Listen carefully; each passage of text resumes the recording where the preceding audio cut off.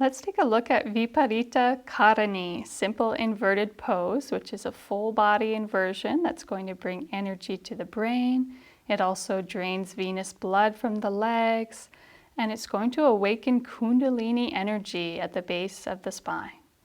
So we start in a supine position, and Karen is laying on a folded blanket so that her shoulders are about 2 to 3 inches below the smooth folded edge of the blanket. Her head is off of the blanket, and we want to remind her not to turn her head left or right in this pose.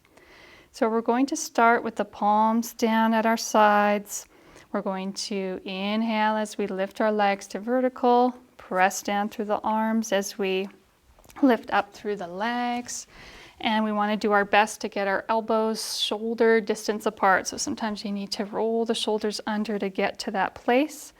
And this pose is different than shoulder stand. You'll notice that her hands are at the back rim of her pelvis. The fingers are touching the coccyx, and the heels of the palms are supporting the back rim. So she's lengthening up through her inner legs, lifting through the spine here, nice.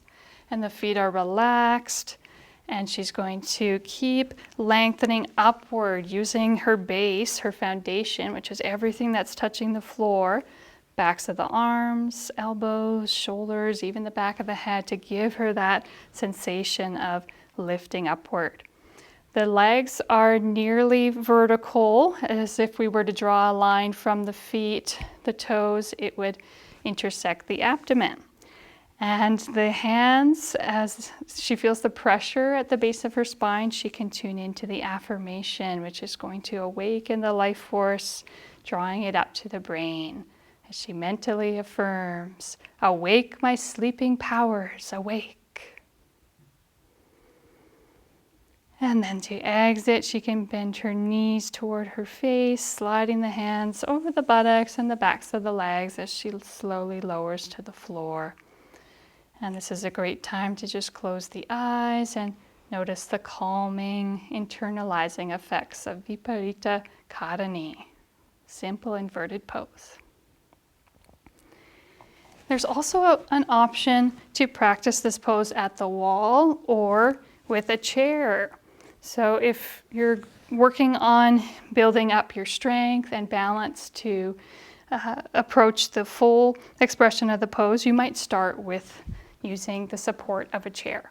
So I'm placing the chair on the mat so that it doesn't slide away. It could also be up against a wall. And you want to be able to hold on to the legs of the chair while you're resting on your blanket. Okay? And to enter the pose, you'll bring your feet to the front edge of the chair with the heels off, and then you're going to press straight down into the chair seat as you lift the hips forward and up. And you want your spine to be at about a 45-degree angle to the floor. You can roll the shoulders under, and then the hands are going to be at the coccyx, fingertips at the tailbone.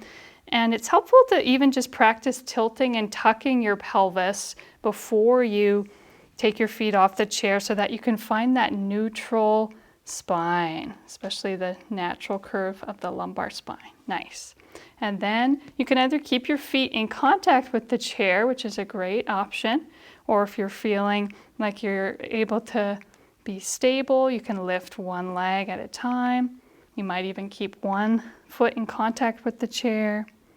Great. And then to exit, you would bend the knees and rest one foot back and roll the spine out, the torso. You can rest the legs up the chair as you relax from that inverted pose. Viparita Karani, simple inverted pose.